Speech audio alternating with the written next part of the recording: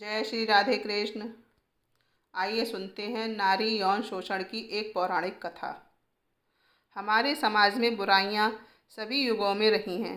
खासकर नारियों पर किसी न किसी प्रकार का अत्याचार सभी युगों में होता रहा है और इसका प्रमाण हमारा धर्म ग्रंथ रामायण और महाभारत है। आज हमारे समाज में हर रोज़ नारियों का शोषण हो रहा है। हमारे धर्म ग्रंथों में भी नारी के यौन शोषण से जुड़े एक कथा का वर्णन किया गया है। तो आइए जानते हैं नारी के यौन शोषण की पौराणिक कथा के बारे में। यह कथा है नहुष कुल में जन्मी माधवी की। माधवी राजा अयाति की पुत्री थी, जिसे उसके पिता ने ही कई लोगों से संबंध बनाने को विवश कर दिया। कथा के अनुसार ऋषि विश्वामित्र का एक गालव नाम का शिष्य था, जो बहुत ही गरीब था। शिक्षा पूरी होने के बाद विश्वामित्र ने उसके गरीबी के कारण उससे गुरु दक्षिणा लेने से मना कर दिया, परंतु गालव को यह अच्छा नहीं लगा और वो विश्वामित्र से गुरु दक्षिणा मांगने की जिद करने लगा। गालव की जिद से नाराज होकर विश्वामित्र ने उससे 800 श्याम वर्ण घोड़े मांग लिए, जो अत्यंत दुर्लभ थे। गुरु की आज्ञा अनुसार गालव आश्रम से घोड़े की खोज में निकल पड़ा। गालव सबसे पहले सहायता हेतु अपने मित्र गरुड़ के पास गया। गरुड़ ने गालव से कहा कि हमें प्रतिष्ठानपुर के महाराज अयाति के पास चलना चाहिए, वही हमारी सहायता कर सकते हैं। महाराज अयाति उन दिनों सबसे सम्मानजनक राजा माने जाते थे। गालव और गरुड़ राजा अयाति के पास पहुँचे और सारा हाल कह सुनाया। राजा अयाति गरुड़ की बात सुनकर प्रसन्न हुए, परंतु उस समय उनकी स्थिति वैसी नहीं थी जैसा गरुड़ समझते थे। कई राजसूय और अश्वमेध यज्ञ करने के कारण राजा का राजकोष खाली हो चुका था, लेकिन कुछ भी समय विचार करने के बाद अयाति ने अपनी त्रिलोक्य सुंदरी पुत्री माधवी को समर्पित करते हुए गालव से कहा कि हे ऋषि कुमार, मेरी यह पुत्री दिव्य गुणों से सुशोभित है। मेरी पुत्री को यह वरदान है कि वह चक्रवर्ती सम्राट को जन्म देगी और जन्म के पश्चात पुनः चिरकुमारी हो जाएगी। इसलिए इसे अपने साथ ले जाइए, परंतु आपसे प्रार्थना है कि अपना कार्य पूर्ण करने के उपरांत आप मेरी कन्या मुझे लौटा दें। अयाति के इतना कहते ही गालव ने सोचा कि ऐसी सर्वगुण संपन्न एवं सुंदरी के बदले कोई भी राजा अपना राज्य तक दे सकता है, फिर 800 श्याम वर्ण अश्वों का क्या है। माधवी को संग लेकर गरुड़ और गालव सर्वप्रथम अयोध्या के राजा हर्यश्व के पास पहुँचे और उन्हें अपनी सारी बात बताई। तब राजा हर्यश्व ने कहा कि इस समय तो मेरे पास श्याम वर्ण अश्वों की संख्या 200 ही है।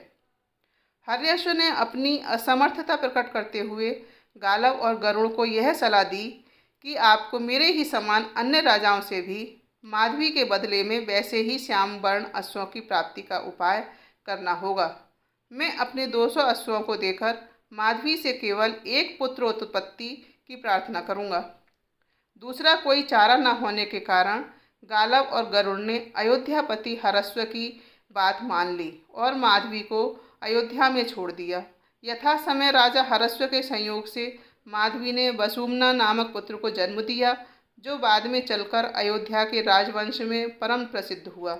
उसके बाद गालव और गरुड़ काशीराज दिवोदास के दरबार में पहुँचे।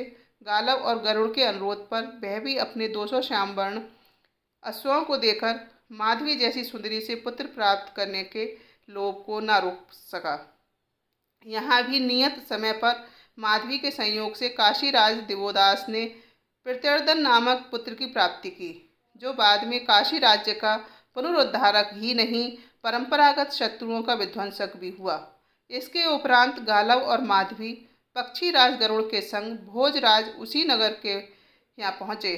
गालव और गरुड़ की प्रार्थना पर राजा उसीनर ने भी त्रिलोक्य सुंदरी माधवी से संयोग से एक पुत्र प्राप्त कर अपने उन दुर्लभ अश्वों को उन्हें सौंप दिया।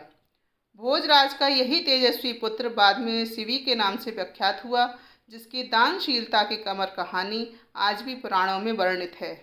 तीसरे पुत्र की उत्पत्ति के बाद भी माधवी का रूप यौवन पूर्ववत बना रहा। गालब को अपनी गुरु दक्षिणा देने के लिए अब 200 अश्व ही शेष थे।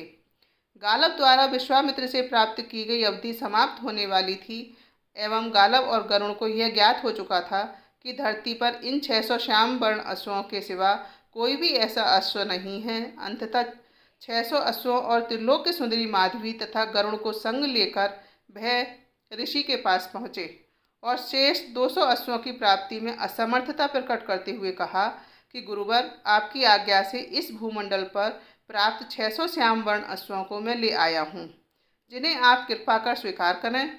अब इस धरती पर ऐसा एक भी अश्व नहीं बचा है, अतः मेरी प्रार्थना है कि शेष 200 अश्वों के शुल्क के रूप में आप दिव्यांगना माधवी को अंगीकार करें।